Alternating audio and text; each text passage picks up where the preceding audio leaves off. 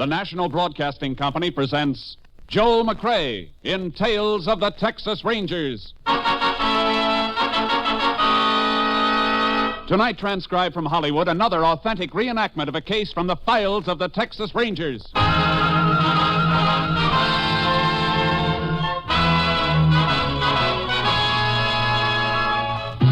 Tales of the Texas Rangers, starring Joel McCrea as Ranger Jace Pearson.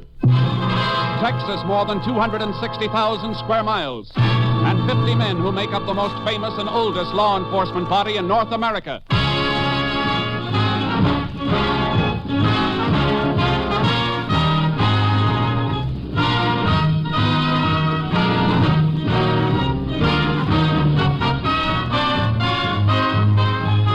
Now, from the files of the Texas Rangers come these stories based on fact.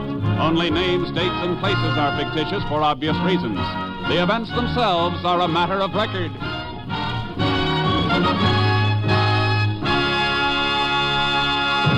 Case for tonight, The Trap.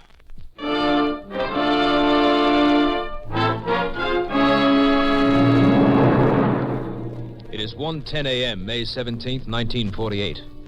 The highway across a barren and thinly populated portion of West Texas is deserted, except for a truck and trailer pushing steadily westward toward El Paso.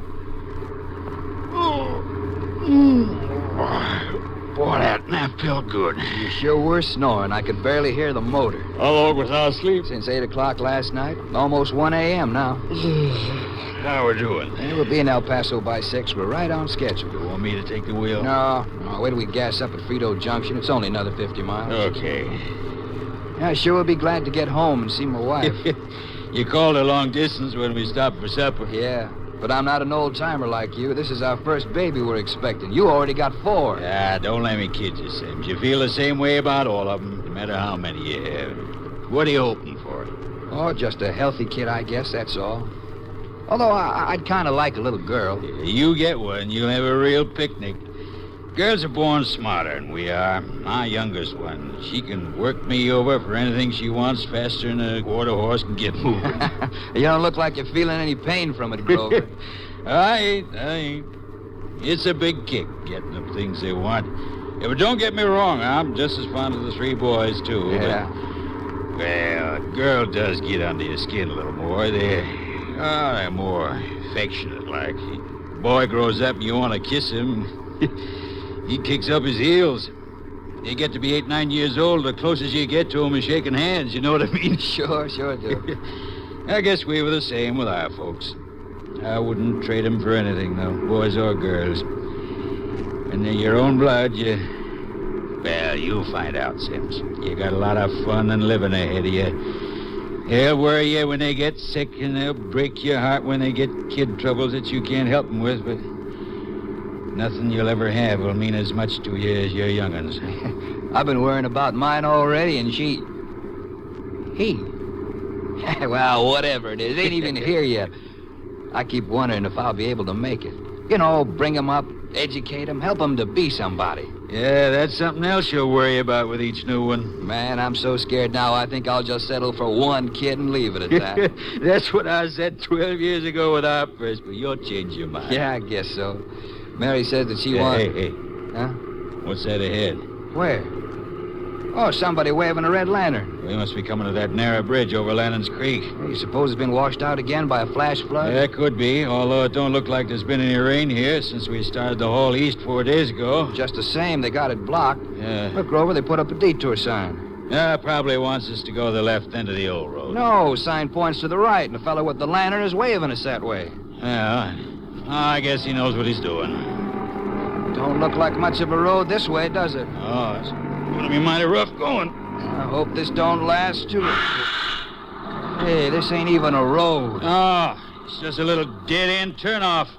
That guy must have been crazy sending us in here. Backing this rig out is sure gonna be a job. Ah, what a dumb trick. I'm gonna walk back and ask him what in the name of blazes made him turn us off this way. I'll come with you.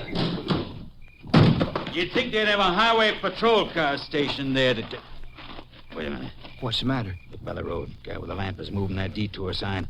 Get back in the truck, quick.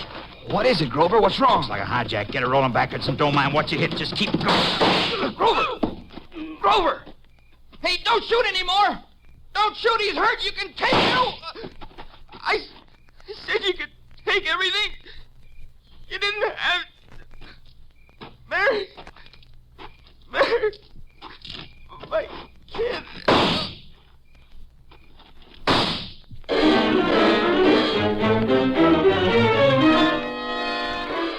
At 9 p.m. the following night, the bodies of Warren Grover and Luther Sims were discovered, and the sheriff notified. He called for help from the Texas Rangers. Ranger Jace Pearson was assigned. Here are the bodies, Jace. Must have been dragged into the brush when the truck was stolen. Lucky thing Mr. Archer here found them. Mighty lucky. Could have been here for days. How'd you happen to come across them, Mr. Archer? Well, it weren't me. One of my kids found them. We pulled off the highway fixing to make camp for the night. Boy was gathering wood for the fire. Let out a yelp and come legging out of here like a scared jackrabbit. You make a habit of camping out at night with your family? There ain't nothing much a man can do about it when he ain't working. Them motels and places cost money. Where do you come from? Up Arkansas way, we're heading for California. Migratory workers, huh? You can talk to his family later if you want, Jace. I let Archer pull his car into a clearing up the highway about 200 yards the other side of the bridge. He didn't want to keep the kids around here. If you ain't got nothing else to ask me, I'd like to get back to my wife, plumb shaky. All right, go ahead. But when you get to the car, stay put. I ain't got no place special to go. Thank you. You got a flashlight, Jace? Mine's about to peter out. Yeah. There, you can give your batteries a rest.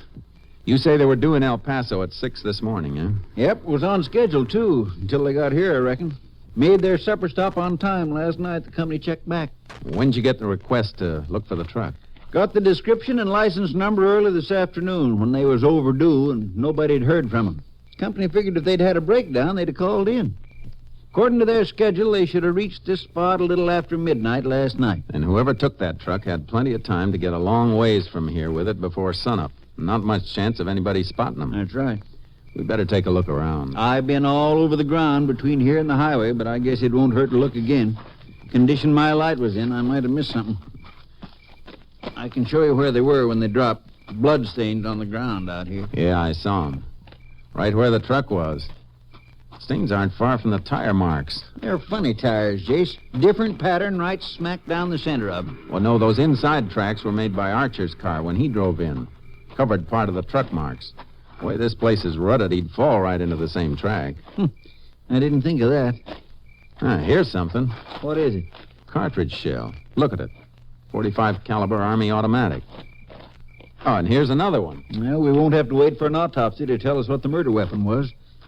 Hey, I just thought of something. What? That .45 Army automatic. There's an Army camp about 40 miles further on. Just 10 miles this side of Frito Junction. I'm afraid that won't help us, Sheriff. Number marking on these shells is a 17. That's the old 1917 ammunition series, World War I. No camp would be using ammo that old. Too bad. I thought for a minute we might have a fast lead. You arranged to have the bodies moved? Yep, sent my deputy to town for an undertaker. Good. Let's walk out to Archer's car, talk to his wife and kids. There's one thing I don't understand, Jace. Why did they pull their truck off the road?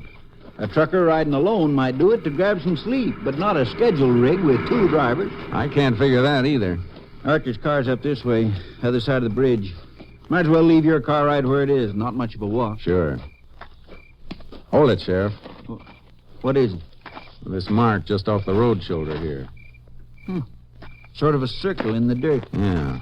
And whatever made the circle was wet and kind of oily. What do you suppose made it? What would make an oily, round impression that size? Oh, I don't know. Unless maybe it was a lantern. That's what it was, all right. And here's something else. 4 small rectangular marks in the earth. Base of each mark about 2 by 4. Well, I can't figure that. Unless somebody had a table out here. I don't think it was a table. Another thing that would make 4 marks spaced like that's a wooden sawhorse. Did this bridge ever wash out? Sometimes, when there's a flash flood. Hey, I see what you're aiming at. When there is a flood, Highway Patrol sets up a detour sign. Sends traffic through that road over across the highway. When that happened last? Oh, not in a couple of months. Now, these marks aren't that old. Somebody detoured that truck into the dead-end road on this side. Lantern and Sawhorse were setting here until they were moved onto the road to set up a block. They must have had that particular truck pegged then. Came through at a time when there isn't much traffic between the last town to the east and Frito Junction. Come on, let's talk to Archer. You got a list of the cargo the truck was carrying? Told my deputy to wire a request for it after we found the truck had been stolen. It'll come through to my office. Good, because we'll have to track this down through cargo. I got a hunch that the truck has been emptied and ditched by now.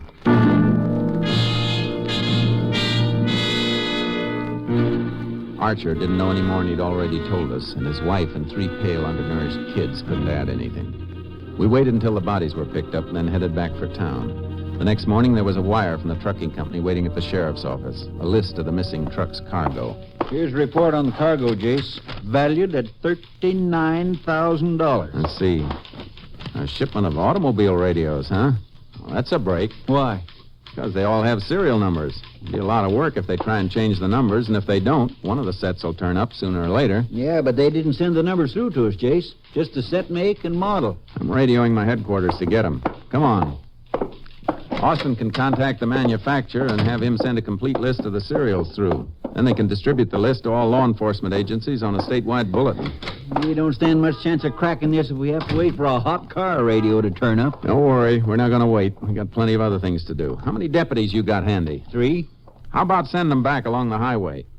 We know where Grover and Sims made their supper stop. I'd like to find out if they made any stops after that, before they were killed. Good idea. As a matter of fact, whoever stole the truck may have turned it around and headed back that way.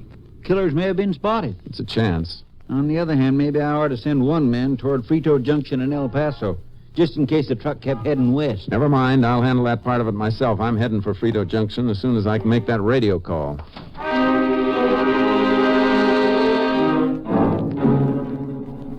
I put through a request for the serial numbers, then headed for Frito Junction. On the way, I got a radio call from KTXA. The missing truck had always made a regular stop at the mobile gas station in Frito Junction. When I got to the station, I sent for the man who'd been on duty the night the truck was hijacked. Yep, I was on duty night before last, Ranger, but Grover and Sims didn't stop here. I know they didn't. They never got this far. What I want to know is, did you see their truck? The station's right at the crossroads. If the truck came through with somebody else driving it, there's a chance you might have seen it. Ranger, I'd like to help you, but, well, there ain't much business during the night, even though the boss does keep the place open as an accommodation of truckers. I usually stretch out on a cot in the office. If a truck stops, I get up. If it don't, I just hear it go past. Any other stations around here open at night? Nope. The truck Grover and Sims were driving always stopped here, didn't it? Yep. Company they drove for has a credit account here. They haul between El Paso and Houston. Well, their tanks are always just about dry when they hit here on the return haul from Houston. I see. You mean the truck would be too low on gas to go much further than this without filling up, providing it came this way? That's right. Thanks. That's a big help. You're welcome, Ranger. Wish I could help more. Grover and Sims were pretty nice guys. That's the trouble with a killing. The wrong people usually get killed. It sounds like you got an impatient customer out there. Yep, one of the soldiers from Camp Boulder. Boys are busy on the pumps. I might as well help him. Hey, he's got the drive blocked. I'll ask him to back up so you can get your car and trailer out. It's all right. He doesn't seem to want gas. May want directions to someplace. Hey, you got a shop here? Yeah, but you have to pull around the back. You're blocking the ranger's car. Oh, I'm sorry. That's okay. Just want to make sure you can help me. Doesn't seem to be much wrong with that motor. There isn't anything wrong with it. It's in top shape. And what do you want to put it in the shop for? Got a new radio. Thought you might be able to install it for me.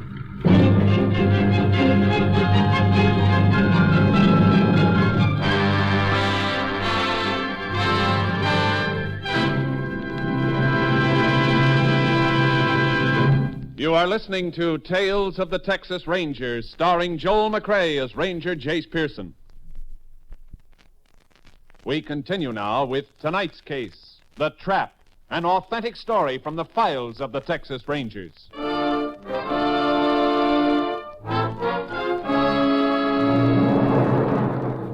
A soldier with a new car radio. It didn't have to mean anything, but it might. The make and model of the set he had matched what I was looking for. I got the serial number from the carton it came in and phoned it through to the sheriff for a fast check against the manufacturer's list. Then I went into the shop to ask a few questions. You'll have to drill holes for the antenna, I guess. Unless you want to wear it in your hat, I will. Looks like a good set. Yeah. Pretty expensive. Fella told me it sells for about $85. What'd you pay for it? But I didn't buy it. I made a deal for it, sort of. What kind of a deal? What do you ask me that for, Ranger? Something wrong? I didn't say that. I was just wondering what kind of a deal a fella could get on a car radio. The man you got this from have any others he wanted to get rid of? Well, I don't think so. He just gave me this for a trade, you know. On what? Something I had that he needed.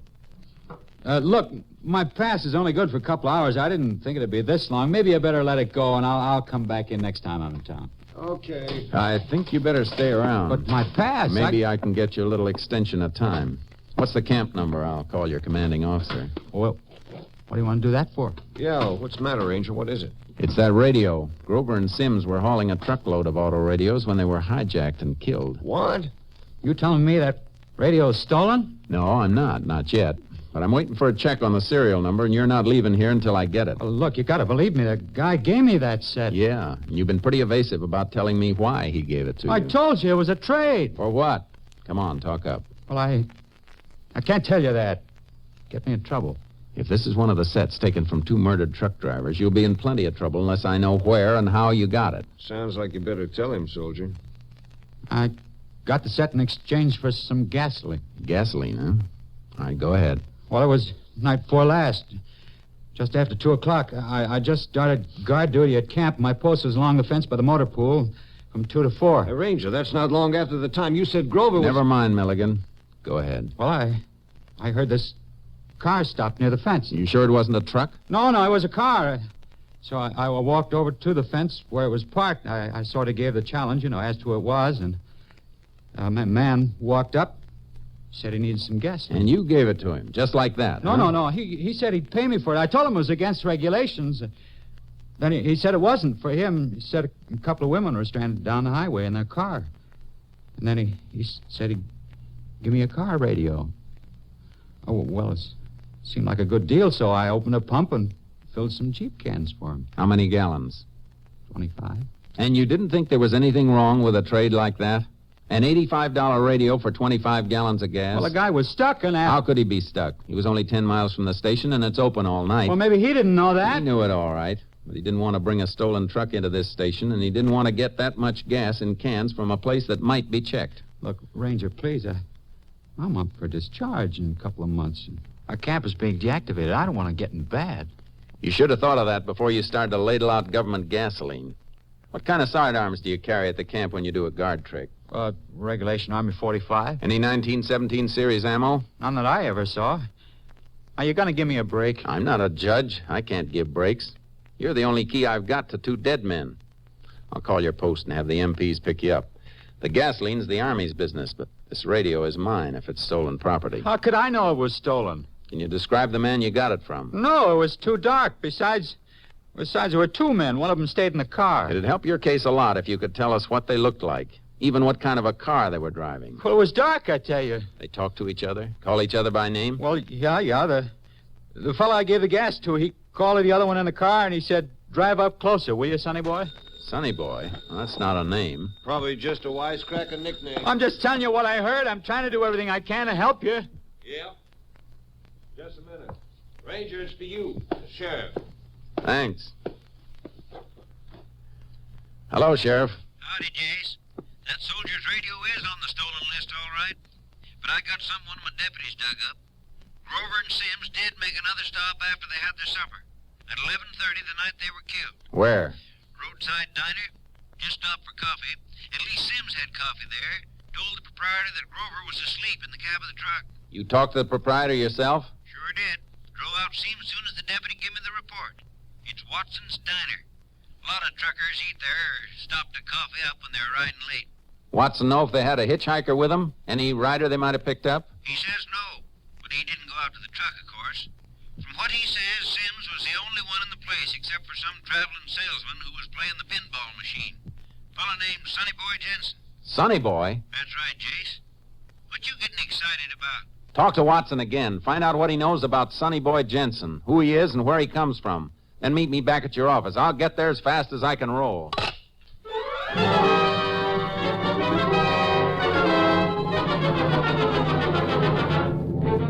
The Army camp was on my way, so I took the soldier with me and turned him over to the camp authorities to be held. I kept a lead foot on the gas pedal as I drove past the bridge in the side road where the truckers had been hijacked and slain. It took me almost 2 hours to reach the county seat. The sheriff was standing in front of his office as I drove up.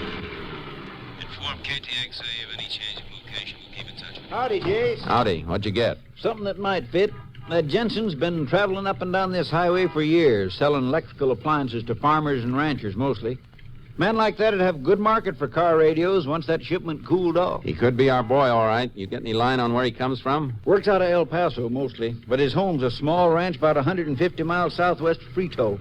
Sonny Boy Jensen can't be his real name. No, it's Bertram Jensen. They just call him Sonny Boy. Watson said he left the diner about 5 minutes after Sims and Grover pulled out. Probably passed him on the highway. Had them all staked out and set up that roadblock. You better climb in. Carry out your instructions back to El Paso. Going to El Paso? No, I'll turn south out of Frito and head for Jensen's ranch. I don't think he'd take that hot merchandise into El Paso.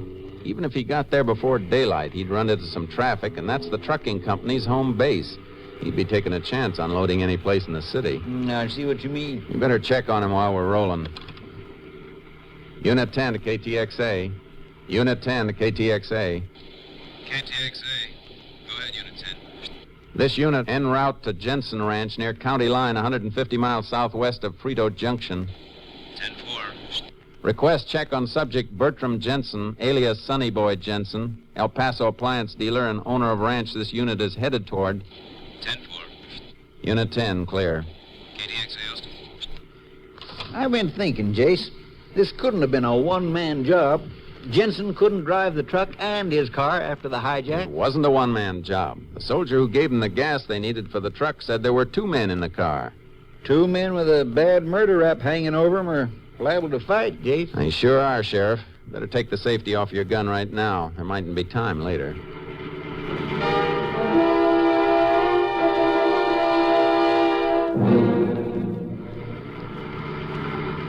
KTXA to Unit 10. Unit 10, go ahead, KTXA. A report for you on Bertram Jensen. No record of Sonny Boy alias. Served 3 years in federal penitentiary Leavenworth, 1919 to 1921, for theft of Army material from government armory. Had accomplice named Dolph Muni, convicted on same charge. No record on either since then. 10-4, Unit 10, clear. KTXA Austin. That may answer a couple of our questions, Sheriff. Yep. Where Jensen got that Army 45 and the 1917 ammo series, and who his partner was. If you think he might have kept in touch with Dolph Muni for almost 20 years. There's an old saying, Sheriff, about birds of a feather.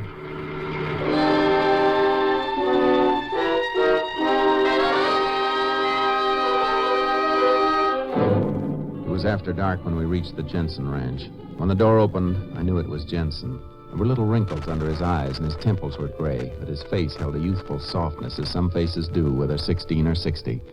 It wasn't hard to understand why they called him Sonny Boy. Well, it's been a long time since I seen a ranger around here. You, looking for somebody? The sheriff and I heard you might be able to get us a bargain on a few things. Sure. What are you interested in? Automobile radios? I got a few in my warehouse in El Paso. Thought you might have something around here. No, I'm afraid not. Then maybe you know somebody who has. No, I don't know many people. I live alone here. Don't see much of anybody. Had any company this evening? No. 2 ashtrays in this room don't agree with you. There's smoldering butts in both of them, so unless you smoke 2 cigarettes at a time and walk back and forth across the room to put them out, you haven't been alone. Oh, all right. A neighbor's visited me. Is that a crime? Nope. Where is he? In the kitchen. Call him. Don't go for him. Just call him from here. Doc? Hey, Doc. What's this Doc business, Janet? Oh. Well, I didn't hear anybody come in. Jensen tells us you've been visiting him. Where you from? From Borderville. Well, that's about 50 miles from here. Yeah, and Jensen said you were a neighbor. Well, that's right, ain't it? Distance don't mean much in Texas. I just dropped in on Jensen unexpected. Matter of fact, I was just washing up fixing to start for home. Yeah, he's just leaving. Oh, well, go right ahead. I'll get your coat at Santa Claus in here. Oh, before you open that, I'd like to ask your friend a couple of questions. 50 miles is kind of a long walk, isn't it? Only way to leave this ranch would be in a car, and if you've got one parked outside, we didn't notice it. I was going to lend him mine. Oh, I see. You said you dropped in unexpectedly. How'd you get here without a car? Why, hitched a ride. Somebody dropped me off the gate. Uh-huh. If you got nothing else to ask me, I'd like to be going. Yeah, imagine you would, but I'm not quite finished. Maybe you know where I could get a bargain in an automobile radio. Why, I don't know nothing about radios. It's too bad. I thought you might.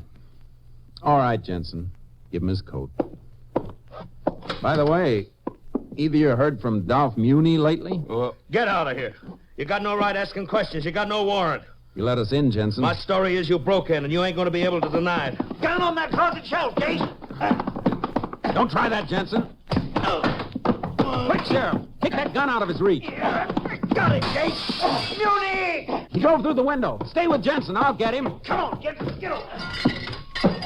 I can see you, Muni. You better stop running before I fire. No sense trying to get in that car. It's locked. That was in the air, Muni. The next one won't be. How about it? All right, don't shoot. Just walk this way with your hands high. I had to steal the radios, but I didn't do the killing. I didn't. I was on the highway with the detour sign when Jensen shot him. Don't tell me, Muni. Save that for the court. Where are the radios? In the barn, hidden in bales of powder. We ditched the truck in Amber Lake. All right, Muni. Let's go in and get Sonny Boy. You can make your statement at the sheriff's office.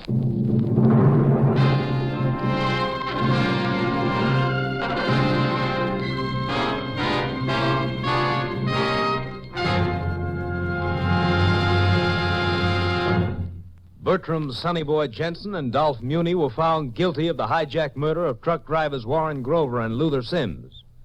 Both were sentenced to death in the electric chair at Huntsville Penitentiary. Each of the convicted men made an appeal for clemency, and in January of 1949, the sentence of Dolph Muni was commuted to life imprisonment. But the petition of Sonny Boy Jensen was denied, and on the morning of February 19th, 1949, he was executed.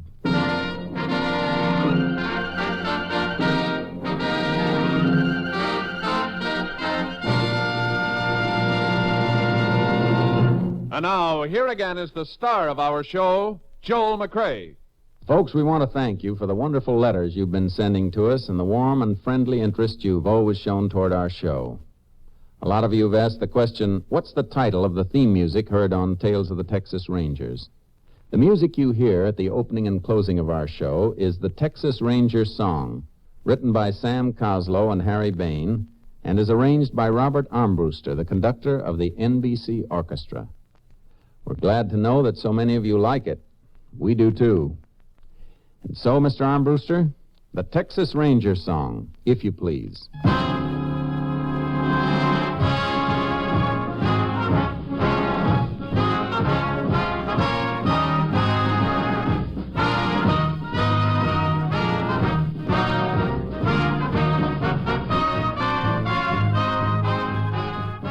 Joel McCrea is currently seen starring in the Universal International Technicolor production Frenchie. Tonight's cast included Tony Barrett, Whitfield Connor, Herb Ellis, Parley Bear, Wilms Herbert, Paul Dauboff, and Bill Conrad.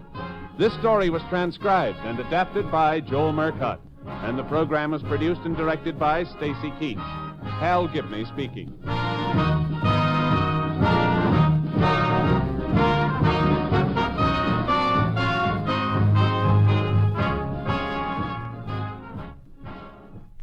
Three chimes mean good times on NBC. Next Sunday, 1 week from today, Tales of the Texas Rangers will relinquish its broadcast time to enable you to hear one of the season's most dramatic events, the Theater Guild on the Air full hour-and-a-half production of Hamlet.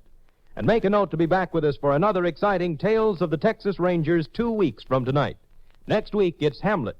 In 2 weeks, another Tales of the Texas Rangers starring Joel McCrea. Be sure to listen. Now the $64 question. Tomorrow, hear the Boston Pops on NBC.